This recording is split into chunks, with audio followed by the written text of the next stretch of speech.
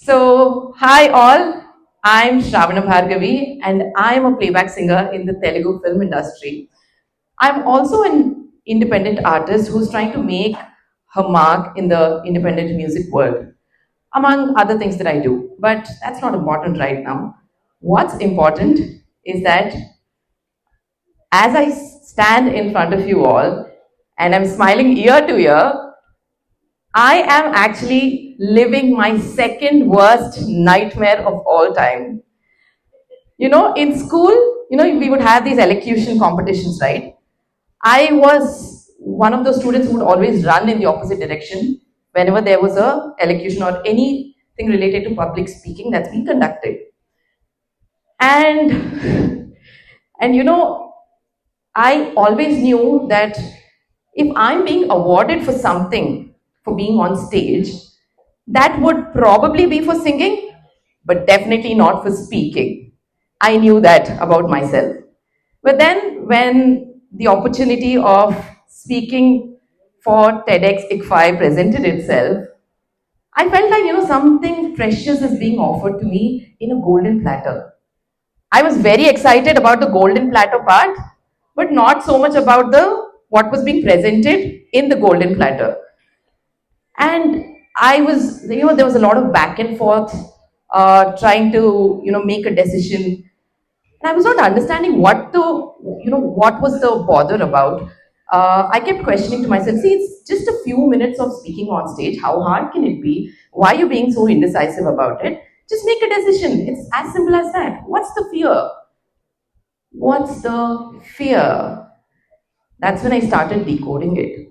So I actually did not have fear about taking the initial step, but my fear was about what would happen after taking the initial step. So now it sounded bizarre in my head because, see, taking that initial step is in my control, right?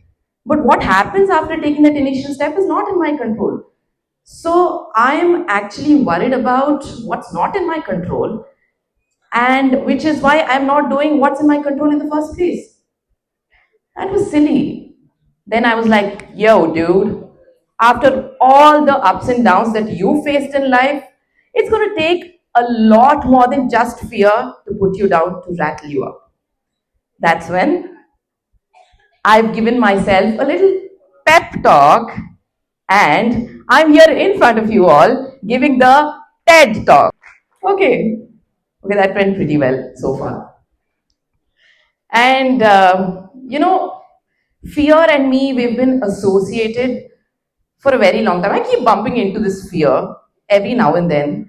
And I've bumped into fear, I've met fear so many times that I now can confidently tell you that I know fear in its all forms and glory, and it's in its most intense form as well. Like, for example, the first time I met fear in its most intense form was when I just casually put out a kirtana, attaching a video to it, and then I put it out on YouTube so innocently, so naively. And then suddenly it blows out of proportion, and I was being called out for all the wrong reasons.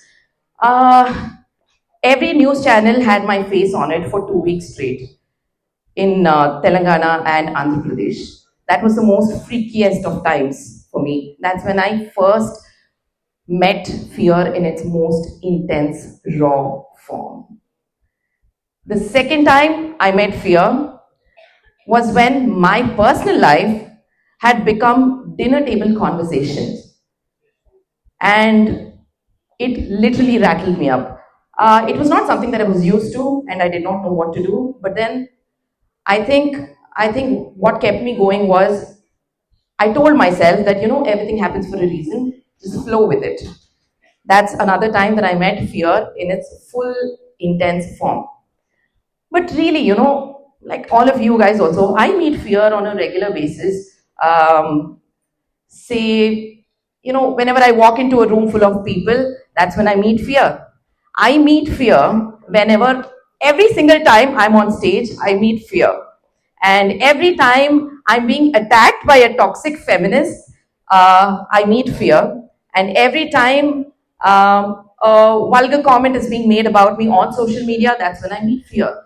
Every time I'm criticized for the way I dress, for the way I talk, for the way I walk, I meet fear.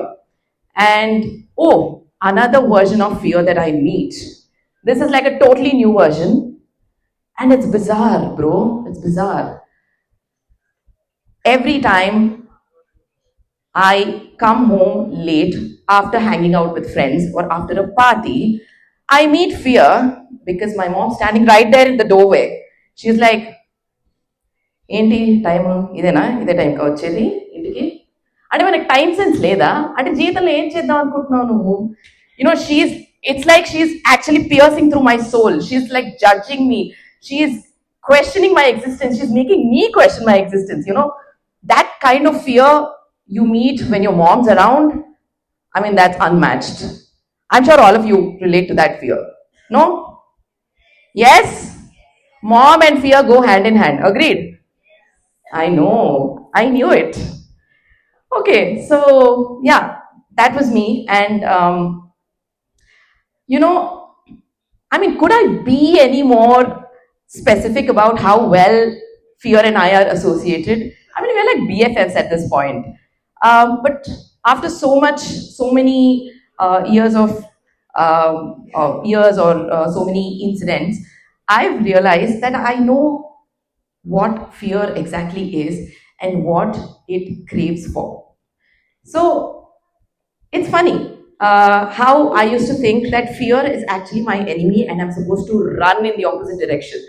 But in reality, fear has always been my friend in disguise. It was never my enemy. All it craves for is very simple. It craves for you to embrace it. It craves for you to hold hands with it and walk shoulder to shoulder with it. And once you do that, fear opens up all these golden doors of opportunity for you guys. I mean, opportunities to push past your limits, to push past your boundaries, and opportunities to just go be anything that you want to be or anyone that you want to be. I mean, anybody wants to be Virat Kohli here? I mean, you can go be Virat Kohli, man. It's not that tough. You put in the work, the hours, the effort. I think you can do it. Who knows? You can be somebody even better than that. You want to be Beyonce? Go be the queen bee. Who's stopping you? The only one who's standing between you and your goal is you. The beehive will follow. Go be the queen bee. I mean, it's that simple. Fear or embracing my fears has actually unlocked something brilliant in me. And I've realized this once I started preparing for today. Embracing my fears has unlocked something called as the fearless frequency in me. I mean, is it magical or what? I'll try my best to explain this. Fear is the only way to become fearless. Embracing your fear is the only way to become fearless. We all have this misconception about fear that some people about being fearless is that some people are just born with it. Some people have this innate quality of being fearless, or some people have this God's gift. No, it's not a God's gift. It's not an innate quality. I think being fearless is a mindset. It's something that you develop over time with experience. It's about how you approach a problem. It's about how you deal with a situation. It's about how you treat a certain circumstance, right? That's how you tune into your fearless frequency. And, after so many years, I think I've cracked a way to tune into your fearless frequency, a few ways to tune into my fearless frequency. And I'd like to share a few of those with you. I'm not trying to be preachy here. I'm not going to lecture you all. I'm just going to share my experience with you. And then if it resonates with you, then great. Otherwise, that's fine. So, the first short way that helped me to unlock my fearless frequency was to surround myself with the right kind of people. Now, this phrase, you must have heard this many a time, but hear me out. What does it mean by surrounding yourself with the right kind of people? It means, who are the people who are in your innermost circle, in your core circle? Who are these people? It can be just one person, it can be two people, or it can be more. But who are these people? For me, people who are in my inner circle, they are the people who push me every single day to be better and better at every stage of my life. These are the people who appreciate and admire my strengths rather than pointing out at my weaknesses and criticizing my flaws. These are the people who want to see me grow and thrive. Also, I would do the same for them. I would move mountains for them. I would go above and beyond for these people. I love them. I love them to death. These are the kind of people you need in your inner circle, because knowingly or unknowingly, these people are going to shape your personality in a big way. So it's very important to take a look and see who are these people who are being let into your innermost circle. It's very, very important.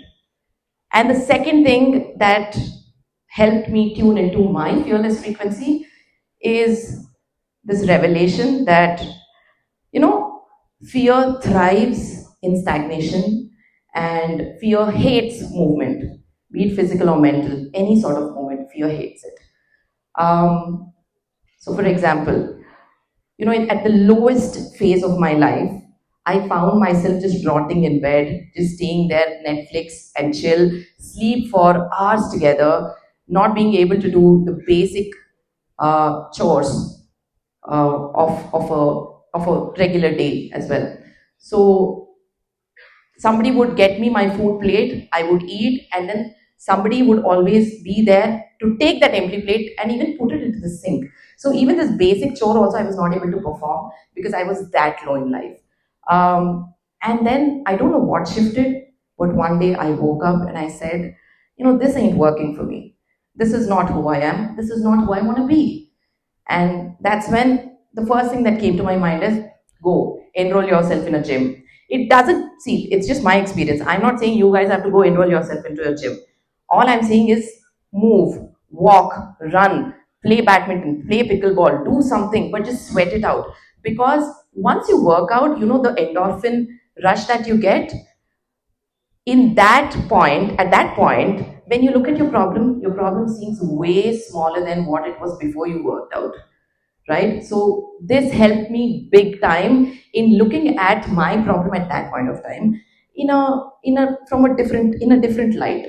And another thing that happened to me was in this low phase of my life, I stopped going out, I stopped picking calls, I stopped talking to people, and I have lost such good relationships because of this. And that's when I decided, okay, Shravana, you know what? You're being too comfortable where you are. Now you have to pick yourself up and put yourself into a very, very uncomfortable zone so that you can see what happens next. And that's exactly what I did. I started putting myself into strange rooms with strange people, people who came from different backgrounds. I went to them, I introduced myself to them. I tried to strike conversations with people from different backgrounds or people with whom I had nothing in common. You know how tough that is? At least for me, that was very tough.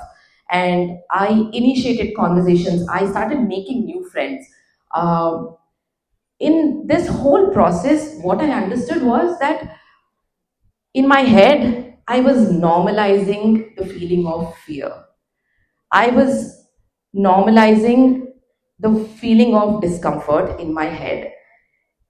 At a point of time in this process, it has become like, yeah, I feel angry, I feel happy, I feel hungry, I feel fear. So, fear was something so normal for me, and it helped me navigate so much more better through my fears. And the third point that really helped me tune into my fearless frequency. Again, this might sound very spiritual or philosophical, but it's not. It's very practical if you actually pay attention. Know what your strengths are, know what your weaknesses are. Um, Not in the way where, friend asks you, hey, what's your strength? Yeah, my strength is my family and my friends. Hey, what's your weakness? My weakness is ice cream and cake. No, that's not what I'm talking about. I am talking about strengths like nobody else knows about you. Dig deeper, find out what those strengths are. Dig deeper, find out what those weaknesses are. The kind of weaknesses that you shy away from sharing with your friends. You don't have to share those weaknesses and strengths with others, but it's enough if you know about them. And it's very, very important that you know about your beliefs, what your core values are, what your principles are, what your deal breakers are. I think it's super important because once you know these, bro, I mean, they become such powerful weapon in your hand that these weapons help you navigate through any kind of every sort of fear or ups and downs in life. Um, fear fear is not something that's impossible to get through. It is just a mindset. I know it's tough when you're in the lowest of low phases of your life. It's tough to pick yourself up and try to get your ducks in a row. It's not easy, but it's not impossible also. It's quite possible. I've done it. I think if I did, you guys can do it too. And another thing is that by embracing fear, life has actually offered me such enormous array of options to go be who I want to be anything that I want to be. And out of all those options, I chose to be the Sravana Bhargavi in her maximum fabulousness, in her full queen mode. This is what I did. And don't get me wrong, fear is still something that I encounter every now and then. I won't say every day, but every now and then. And even now, as I'm speaking to you, I still have fear within me. I'm still holding hands with fear. Fear is standing with me, shoulder to shoulder. The only reason why you're not able to see it, because I decided to be fearless today in front of you all. And what that's how you tune into your fearless frequency. I am so glad that I'm able to talk to you all like this, like I would talk to, someone who's in my comfort zone, like how I talk to my friends. I did not realize that I just finished whatever I had to say. And right now, I am not just surviving in my second worst nightmare, but I'm actually doing pretty well. It's no more a nightmare for me. It's great. I feel amazing. It's crazy. But I thought, you guys would have a question for me. I told you this is my second worst nightmare. Nobody asked me what's my first nightmare. Do you want to know or not? Ah, what do you know? Even if you don't want to know, I'm going to tell you anyways. It's in my script. I'm going to tell you. So my first nightmare, but don't judge, okay? My first nightmare is being attacked by a flock of pigeons, by butterflies, by crows, by eagles, by dragonflies. I mean anything with wings, basically. That's my first worst nightmare. I mean, it's such a nightmare. I wake up from my sleep whenever I get these nightmares. It's so chilling for me. So yeah, I mean, I feel amazing. I really do. Thank you so